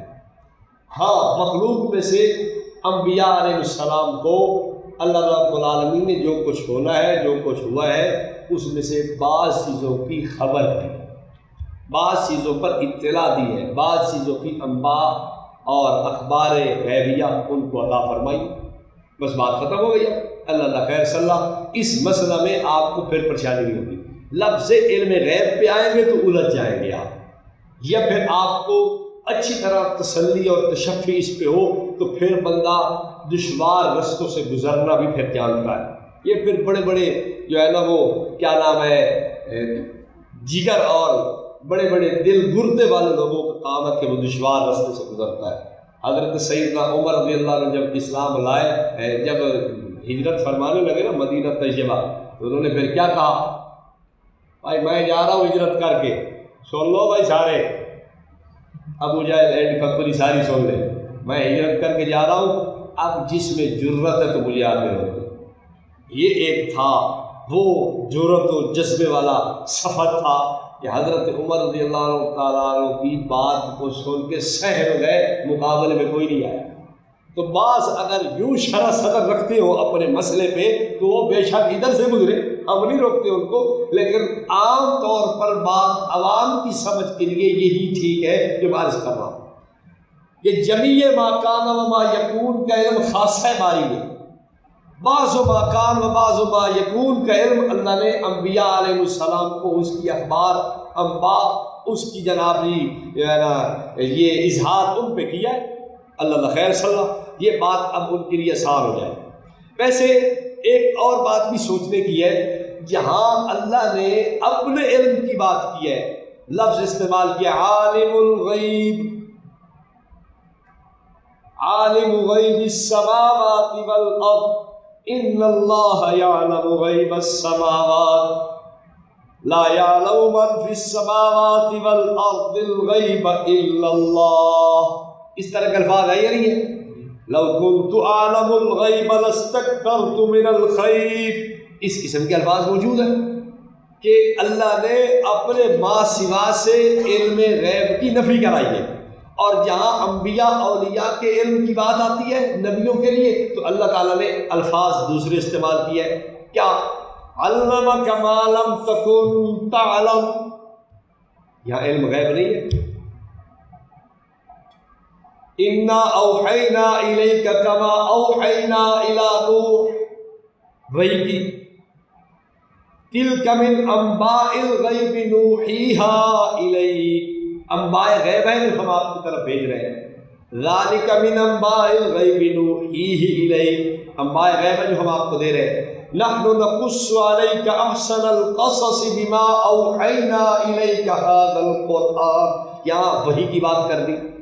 اچھا، عالم الغیب فلا یظہر علی غیبہ احدا الا من ارتضی من رسول، فلا یظہر علی غیب، یہاں اظہار غیب کی بات کر دی، انبیاء اولیاء پر، انبیاء علیہ السلام پر اللہ نے اظہار غیب کی بات کر دی کہ ان پر غیب کا اظہار ہوتا ہے۔ کہیں فرمایا وما کان اللہ لیطلعکم علی الغیب ولکن اللہ یجتبی من رسلہ من یشاء، اطلاع غیب رسولوں پہ ہوتا ہے جن کو رب چن لیتا ہے، یہاں اطلاع غیب کی بات کر دی۔ اب آپ دیکھ رہے ہیں نا، انباء غیب، اطلاع غیب، اظہار غیب، اس قسم کے الفاظ قرآن نے استعمال کیے ہیں جب اپنا علم اللہ نے مخلوق کو دیا ہے، اور جب اپنے لیے استعمال کرتا تو لفظ علم غیب کا کرتا ہے۔ عالم الغیب کا کرتا ہے، یعلم الغیب کا کرتا ہے، یعلم من فی السماوات والارض الغیب الا اللہ، اس قسم کے الفاظ استعمال ہوتے ہیں۔ کوئی تو وجہ ہے نا کہ مخلوق کے لیے لفظ یہ نہیں لاتا رہا، یہی وجہ ہے کہ یہ چونکہ علم ذاتی ہے اور علم کلی ہے، اور مخلوق کا علم نہ ذاتی ہو سکتا ہے نہ کلی ہو سکتا ہے، اس لیے اللہ کریم نے ایسے الفاظ لائے ہی نہیں ہیں، جو الفاظ ان کی شیان شان تھے وہ استعمال کیے۔ خیر، غیب کی تعریف دیکھیں، آپ پیر مہر علی شاہ صاحب گولڑوی ان کی اعلائے کلمت اللہ کو دیکھ لیں، جال حق کو دیکھ لیں، یا دیگر ان کی کتب میں دیکھ لیں، ایک تعریف آپ کو یکساں نظر آئے گی۔ وہ کیا تعریف ہے؟ تعریف یہ ہے کہ غیب کہتے ہیں اس چیز کو جو حواس ظاہرہ اور باطنہ سے پوشیدہ ہو۔ حواس ظاہرہ کیا ہوتے ہیں؟ مثلا چکھنا، یار کڑوی ہے یہ تو، واہ بڑی خوشبو ہے، ہوئے ہوئے زبردست آندھی گئی یار، کیا بات۔ پھر ہاں یار آواز تو بڑی سریلی سنائی دے رہی ہے، آنکھوں سے بھی، اور بعض بندہ اچھا میرے ہاں ہاں ٹھیک ہے، ٹٹول کے بھی کام ہو جاتا ہے، بندہ ٹٹول بھی لیتا ہے کہ یہ کیا چیز ہے۔ وہ ایک حافظ صاحب تھے نا نبینا، ان کو کسی نے کہا حافظ جی کھیر کھاؤ گے؟ انہوں نے کہا کھیر وہ کیسی ہے؟ انہوں نے کہا کھیر نہیں جانتے آپ؟ کھیر بگلے کی طرح سفید ہوتی ہے۔ انہوں نے کہا اچھا بگلا کیسے ہوتا؟ وہ تو بیچارہ نبینا ہی کھاتے، بگلا کیسے ہوتا ہے؟ انہوں نے کہا بھائی ایسے ہوتا ہے بگلا۔ انہوں نے کہا کیا؟ اچھا وہ یار تو بڑی ٹیڑھی ہے یہ تو ڈنگی کھیر ساتھی پتھی نہ کھلی ہوئے میں رہی۔ تو حواس ظاہرہ کہ بعض دفعہ آدمی ہاتھ لگا کے ٹٹول کے محسوس کرتا ہے، آنکھ سے دیکھتا ہے، ناک سے سونگھتا ہے، زبان سے چکھتا ہے، کان سے، یہ حواس ظاہرہ ہے۔ اور حواس باطنہ دل دماغ کے ساتھ بندہ کوشش کر کے دل سے، یہ ایسی چیزیں ہیں جو اندر کے حواس ہیں، ان سے بھی محسوس ہو جاتا ہے۔ اب یاد رکھنا کہ غیب کہتے اسے ہیں جو حواس ظاہرہ سے بھی باہر ہو، یعنی حواس ظاہرہ میں بھی نہ آئے اور حواس باطنہ سے بھی۔ رسول پاک صلی اللہ علیہ وسلم کے پاس جتنا علم آیا وہی جلی ہے، وہی خفی ہے، وہ سارا کا سارا حواس کے ذریعے سے ہی آیا ہے، وہی آئی ہے، آپ سن رہے ایسے ہے یا نہیں؟ بولیے نا، سن رہے اور اس کو آپ سمجھ رہے ہیں، تو یہ سارا حواس ظاہرہ اور باطنہ کا کام تھا۔ اب میں آپ سے پوچھتا ہوں، کیا اس پہ علم غیب کی تعریف صادق آتی ہے؟ جب آپ اس تعریف پہ ہی قابو ہو گئے نا، بس پھر بات مسئلہ آسان ہو جائے گا کہ علم غیب کی تعریف بھی اس پہ صادق نہیں آتی۔ علم غیب کی تعریف تو یہ ہے کہ حواس ظاہرہ اور باطنہ سے باہر کی چیز ہو، جو حواس ظاہرہ اور باطنہ سے آئے گی وہ علم غیب نہیں۔ تو رسول محترم صلی اللہ علیہ وسلم یا اولیاء کا جتنا بھی علم ہے وہ کیا ہے؟ حواس سارا ظاہرہ سے ہے، حواس باطنہ سے ہے۔ بعض دفعہ ان کو چیزوں کا الہام ہو رہا ہے، تو یہ الہام حواس ظاہرہ سے تو نہیں ہو رہا نا، یہ تو اندر ان کے دل پہ القاء ہو رہی ہیں چیزیں، ان کی دماغ پہ بعض چیزوں کا انکشاف کیا جاتا ہے، ان کی عقل فہم پہ بعض چیزوں کو ادراک کر دیا جاتا ہے، دل دماغ پہ ان کو چیزیں بتا دی جاتی ہیں۔ تو دیکھو حواس ظاہرہ کے ذریعے، حواس باطنہ کے ذریعے سے وہی جلی اور خفی، یہ ساری دونوں چیزیں آئی ہیں۔ تو اب میں آپ سے پوچھتا ہوں، جب رسول محترم صلی اللہ علیہ وسلم کا علم مبارک یہ ہے کیا؟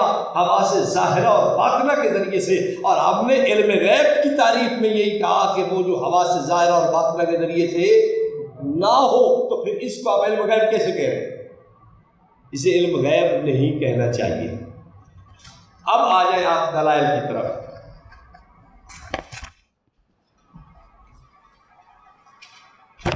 ہم دلائل میں اپنی طرف سے کچھ نہیں کہتے، میں آپ کے سامنے تفسیریں رکھتا ہوں، قرآن کی آیات اور 7 تفسیریں، تفسیروں سے ہی آپ کو بات سمجھ آ جائے گی کہ یہ مسئلہ صرف ہمارا نہیں ہے، یہ مسئلہ تو 1400 سال سے متفقہ چلا رہا ہے۔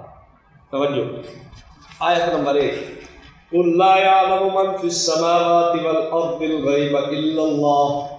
اس کے تحت تفسیر کبیر میں امام راضی فرماتے ہیں اعلم انہ تعالی لما بین انہ المختص بالقدرت فکذالک بین هو المختص بعلم الغیب۔ جیسے اللہ نے یہ بیان کر دیا کہ میں قدرت میں بھی اکیلا ہوں، میرے جیسا قادر بھی کوئی نہیں، تو اللہ نے یہ بھی بتا دیا کہ علم غیب بھی صرف کیا ہے، میرے پاس ہے، کسی کے پاس نہیں۔ تفسیر خاصر میں اسی آیت کو دیکھ لیجئے، لکھا ہے ان اللہ هو الذی یعلم الغیب وحدہ، علم غیب صرف کس کے پاس ہے، اللہ کے پاس ہے۔ تعویلات اہل سنہ بہت بڑی معتبر ترین چیز ہے امام ماتریدی کی، یہ اس میں ہے انما یعلم الغیب الا اللہ، سوائے اس کے نہیں کہ علم غیب کس کے پاس ہے۔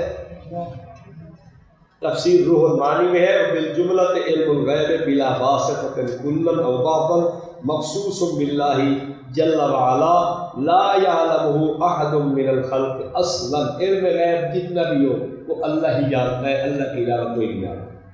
تفسیر بحر محیط میں ہے دلت الآیۃ علی انہ تعالی هو المنفرد بعلم الغیب، علم غیب میں اللہ ہی اکیلا ہے، یہ آیت صراحت کے ساتھ دلالت کر رہی ہے۔ اور ملا علی قاری نے بھی اسی آیت کے تحت ایک مسئلہ لکھا ہے، ذکر الحنفیۃ تصریحا بالتکفیر باعتقاد ان النبی صلی اللہ علیہ وسلم یعلم الغیب لمعارضۃ قولہ تعالی قل لا یعلم من فی السماوات والارض الغیب الا اللہ۔ اسی آیت کی تفسیر کہیے، تشریح کہیے، توجیہ کہیے، اس کے مطلب کے اظہار میں ملا علی قاری نے یہ ایک اپنا فتویٰ لکھا ہے کہ اسی کے فتوے سے یہ بات سمجھ آتی ہے کہ وہ سرکار کے علم غیب کا قائل ہو وہ اس آیت کا مخالف ملا علی قاری نے قرار دیا۔ اور یہی بات مولانا عبدالحی لکھنوی نے اپنے فتاویٰ مجموعہ فتاویٰ عبدالحی جلد 1 صفحہ 46 HM سعید میں بھی نقل کی ہے۔ سیدہ عائشہ رضی اللہ عنہا فرماتی ہے من حدثک انہ یعلم الغیب فقد کذب وہو یقول لا یعلم الغیب الا اللہ۔ بعض حضرت عائشہ رضی اللہ عنہا کے آثار اور بھی نقل ہے، ان میں صراحتاً آیت بھی لکھی ہوئی ہے کہ جو کہ من حدثک انہ یعلم ما فی غد فقد کذب وہو یقول لا یعلم من فی السماوات والارض الغیب الا اللہ۔ اما جی کا یہ ارشاد بھی آیت ہی کی تفسیر کر رہا ہے۔ اچھا، آیت نمبر 2 دیکھیں، احط بما لم تحط به، وہ گیا تھا نا وہ بلبل، کیا کہتے ہیں اسے، ہدہد نے جا کے حضرت سلیمان علیہ السلام کو کہا کہ احط بما لم تحط به، بات اتنی ساری میں بھی جان کے آیا ہوں جس کا آپ کو احاطہ نہیں ہے۔ وہ کیا تھی؟ اس کی تفسیر میں مختلف مفسرین نے لکھا ہے، امام قرطبی نے لکھا ہے فی ھذا رد علی من قال ان الانبیاء تعلم الغیب، اس آیت میں رد ہے اس آدمی کا جو کہے کہ نبی علم غیب جانتا ہے۔ دوسری تفسیر مدارک میں دیکھ لیں، اسی آیت کے تعبیر کیا ہے فی دلیل بطلان قول الرافضہ ان الامام لا یخفی علیہ شیء، اس میں بھی رد ہے اس آدمی کا جو کہے کہ امام ہر شے جانتا ہے، نبی ہر شے جانتا ہے، ولی ہر شے جانتا ہے، اس میں رد ہے۔ تیسری آیت ولا یحیطون بشیء من علمہ الا بما شاء، اس کی تفسیر میں قاضی ثناء اللہ پانی پتی رحمہ اللہ تفسیر مدری میں لکھتے ہیں العلم المختص بہ وہو علم الغیب، اس سے مراد علم مختص ہے، خدا کے ساتھ جو خاص ہے وہ کیا ہے، علم غیب۔ چوتھی آیت وَلِلَّهِ غَيْبُ السَّمَاوَاتِ وَالْأَرْضِ، علامہ طاہر پٹنی رحمۃ اللہ علیہ نے اس کی تشریح توضیح تفسیر میں اپنی کتاب وہ مجمع بحار الانوار میں لکھتے ہیں لِلَّهِ غَيْبُ السَّمَاوَاتِ وَالْأَرْضِ ای علم و غیب، اللہ کے ساتھ ہی یہ خاص ہے۔ آیت نمبر 5 وَعِندَهُ مَفَاتِحُ الْغَيْبِ لَا يَعْلَمُهَا إِلَّا هُوَ، تفسیر مظہری میں ہے تنصیص بما اشیر الیہ من حصر علم الغیب، یہاں بھی اسی بات کی طرف اشارہ کرنا ہے کیا کہ علم غیب خدا کے ساتھ خاص ہے۔ اور تفسیر زاد المسیر میں قال ابن مسعود اوتی نبیکم علم کل شیء الا مفاتیح الغیب، یہ بھی اسی تفسیر میں ہے۔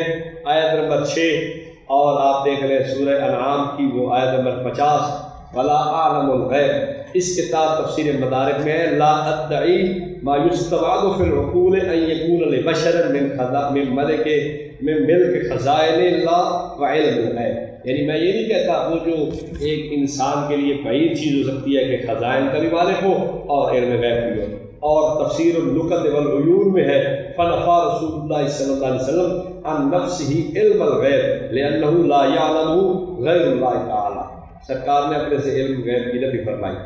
اچھا آیت نمبر 7، وَلَوْ كُنْتُ أَعْلَمُ الْغَيْبَ لَاسْتَكْثَرْتُ مِنَ الْخَيْرِ وَمَا مَسَّنِيَ السُّوءُ، اس کے تحت تفسیر مدنی میں ہے ای جلب منفعۃ ولا دفع مضرۃ دینیۃ ولا دنیویۃ وهو اظہار للعبودیۃ والتبرئی عن دعوی العلم بالغیب، یہاں بھی علم غیب کی صراحت نفی ہے تفسیر مدنی میں۔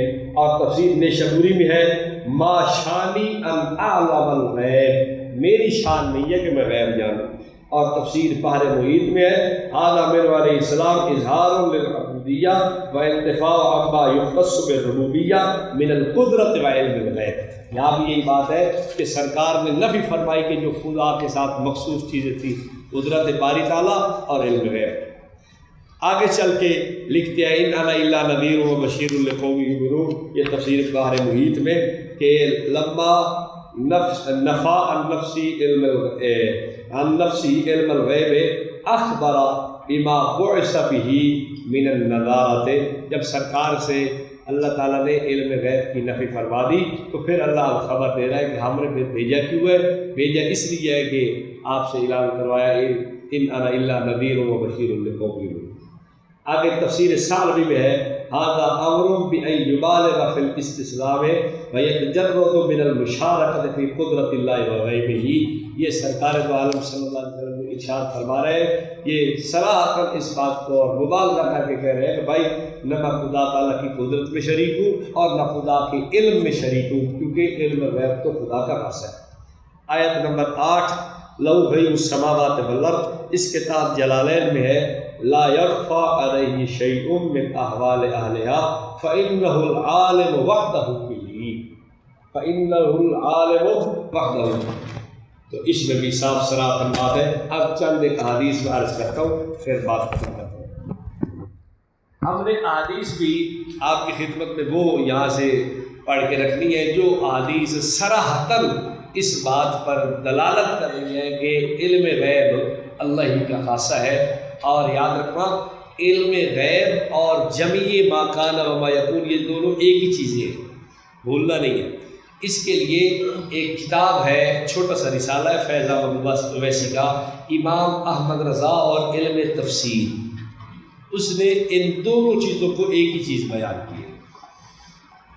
جمیع ما کا علم غیب کا دعویٰ اور جمیع ما کان اس نے ایک ہی نقل کیا ہے، وہ جو مولانا احمد رضا خان صاحب نے اپنی کتاب، اس کی ایک کتاب ہے علم غیب پہ چھوٹا سا رسالہ ہے، اس میں انہوں نے جو دعویٰ نقل کیا ہے وہی دعویٰ اس نے کہا ہے کہ یہ دیکھو جی ہم علم غیب کا دعویٰ، اس میں جمیع ما کان و ما یکون کا دعویٰ ہے، اس نے اوپر بنیاد باندھی ہے، یہ عنوان باندھا ہے، دیکھو جی علم غیب کا دعویٰ ہم یہ کرتے ہیں۔ یہ ایک ہی چیز ہے، علم غیب جمیع ما کان دونوں ایک چیز ہے۔ اب حدیث شریف میں اب آپ دیکھیں صحیح بخاری میں روایت موجود ہے انما انا بشر وانه یاتینی الخصم فلعل بعضکم ان یکون ابلغ من بعض، یہ جو روایت ہے نا وہ آپ صلی اللہ علیہ وسلم نے ارشاد فرمایا کہ بعض لوگ آتے ہیں اور میرے پاس جھگڑا لے کے، لیکن اتنے وہ مطلب بات کرنے میں ماہر ہوتے ہیں کہ وہ اپنی بات کی مہارت سے وہ ہوتے مطلب ہے نہ حق ہے لیکن فیصلہ ان کے حق میں ہو جاتا ہے۔ تو آپ نے پھر فرمایا کہ یہ ایسا نہیں ہونا چاہیے، اگر میں کوئی فیصلہ ایسا کر بھی دیتا ہوں تو تمہیں چھوڑ دینا چاہیے، اس لیے کہ اگر لے جاؤ گے تو تمہارے لیے نار ہے۔ تو آپ نے فرمایا انما انا بشر، اس کے تحت محدثین نے کیا لکھا ہے وہ آپ سن لیں۔ اس کے حاشیے میں بخاری جلد 1 صفحہ 332 حاشیہ نمبر 1، لا اعلم الغیب و بواطن الامور کما ہوا مقتضی الحالۃ البشریہ، اس کے اندر موجود ہے یہ بات کہ میں علم غیب نہیں رکھتا اور شے کے باطن کو بھی میں نہیں جانتا، جیسا کہ ایک بشر کی حالت ہوا کرتی ہے، بس میرا حال وہی ہے، نہ اشیاء کے بواطن کو جانتا ہوں اور نہ علم غیب رکھتا ہوں۔ صحیح بخاری جلد 2 صفحہ 1031 پر بین السطور یوں لکھا ہوا ہے، یعنی انما انا بشر کی یہ روایت وہاں بھی موجود ہے، وہاں اس روایت کے بین السطور میں کیا ہے، کواحد منکم لا اعلم الغیب، میں بھی تمہاری طرح علم غیب نہیں رکھتا اور بواطن امور میں بھی نہیں جانتا، کما ہوا المقتضى حالت البشریہ انما احکم بالظاہر، میں بھی جیسا کہ بشر کی حالت ہے میں بھی نہیں رکھتا یہ بواطن امور کو جاننا اور علم غیب رکھنا، میں بھی ظاہر کو دیکھ کے فیصلہ کرتا ہوں۔ اچھا، علامہ خفاجی نے اس کی شرح میں جو اپنی کتاب نسیم الریاض شرح خفا اس میں لکھا ہے، وہ کیا ہے، وہ کہتے ہیں انما انا بشر، یہ روایت نقل کر کہتے ہیں لا اعلم الغیب، میں علم غیب نہیں رکھتا، جلد 4 صفحہ 261 ادارہ تعلیفات شرعیہ۔ حافظ ابن حجر اسقلانی نے بھی فتح الباری باب و قضا حدیث نمبر 6967 اس کے تحت لکھا ہے، کیا کہتے ہیں، انما انا بشر مثلکم ای کواحد من البشر فی عدم علم الغیب، یہاں بھی انہوں نے صراحۃ علم غیب کی نفی کر دی۔ آگے دوسری جگہ پہ وہ باب اذا غصب جاریۃ فزعم، اس باب کے تحت روایت یہ نقل ہوئی ہے، یعنی امام اسقلانی نے اس باب کے تحت اس روایت کی شرح میں لکھا ہے، کہتے ہیں کہ عطا بہ ردا علی من زعم ان من کان رسولا فانہ یعلم الغیب، یہ جو حضور نے فرمایا نا انما انا بشر، یہ اس آدمی پر رد کیا ہے جو کہتا ہے کہ رسول علم غیب کیا رکھتے ہیں۔ اب دیکھیں ابن حجر اسقلانی صراحتاً رد کر رہا ہے۔ پھر علامہ عینی کو دیکھیں، انہوں نے عمدۃ القاری کتاب النکاح باب شہادت الزور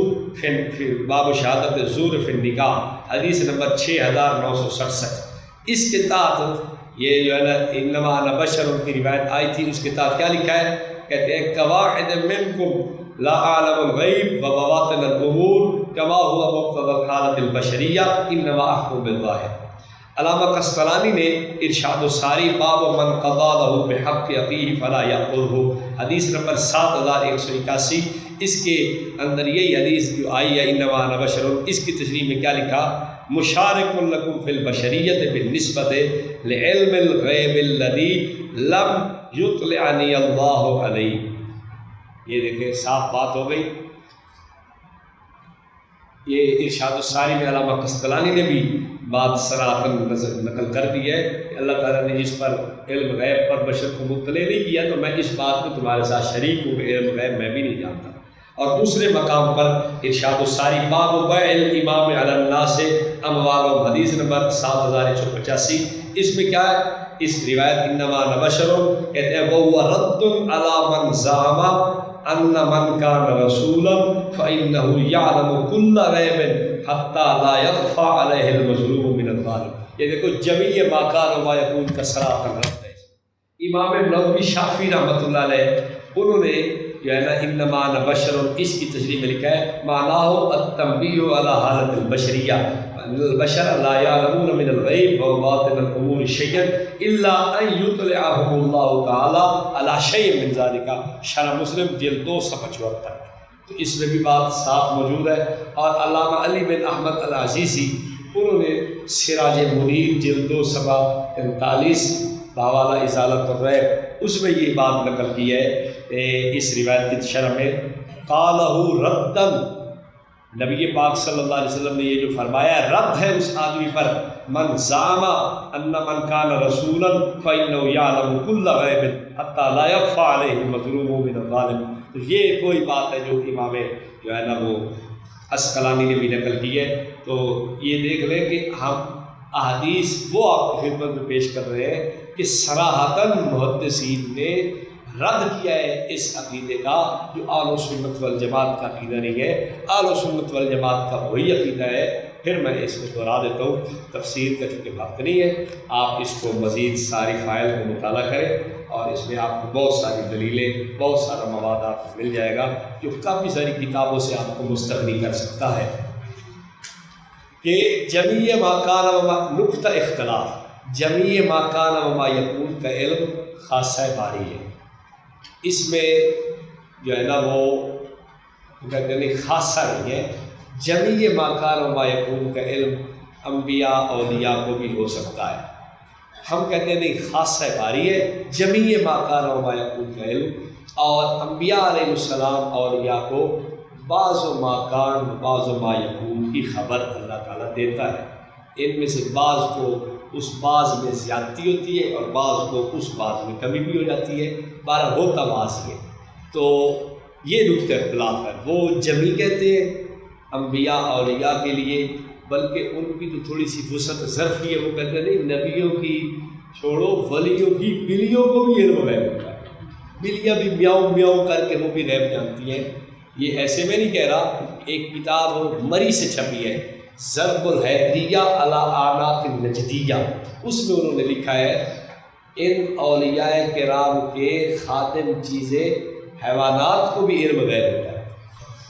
تو اس میں پھر یہ ایک بلی کا واقعہ مشہور ہے، میں جو سنا کے بعد ختم کرتا ہوں، 11 بجے ختم ہونا ہے۔ ایک جو ہے نا وہ مزار والے دربار پہ ایک آدمی بیٹھتا تھا، اس نے مشہور کیا بتا کہ میری بلی کو بھی غیب کا پتہ ہے، جو چیز یہ جانتی ہے نا بس وہ زبردست ہے، تمہیں کیا پتہ، تم تو جاہل ہو سارے۔ کیوں حضرت، کیسے؟ جتنے مہمان آنے ہوتے ہیں بلی پہلے میاؤں میاؤں میاؤں اتنی دفعہ کر دیتی ہے۔ ایک دفعہ مہمان آ گئے 11-12 اور بلی نے میاؤں میاؤں 7 دفعہ کیا۔ انہوں نے کہا پیر جی آخر بول لی گئی ہے نا، آپ کی بلی بھی بھول گئی۔ اس نے کہا نہیں، بلی نہیں بھولی حضرت، بندے گن لو، 11 میاؤں میاؤں گن لو، 7 دفعہ تو پھر بھول تو گئی، اور کیسے بھولنا ہوتا ہے؟ کہا نہیں بھولی۔ حضرت کیسے؟ وہ فرمانے لگے بات یہ ہے، یہ جو 7 آئے ہیں یہ تو سننی ہے، اور اوپر کے 4 باپ بھی ہیں، اس لیے اس نے 7 دفعہ میاؤں۔ تو جب بلیاں بھی علم غیب جانے تو پھر اب ہم کیا کر سکتے ہیں؟ یاد رکھنا، اختلاف، نقطہ اختلاف یہی ہے۔ اس پہ اور بہت ساری تفصیلی باتیں، چونکہ آپ کا آرام کا وقت ہے، انشاءاللہ پھر زندگی میں موقع رہا تو پھر اس پہ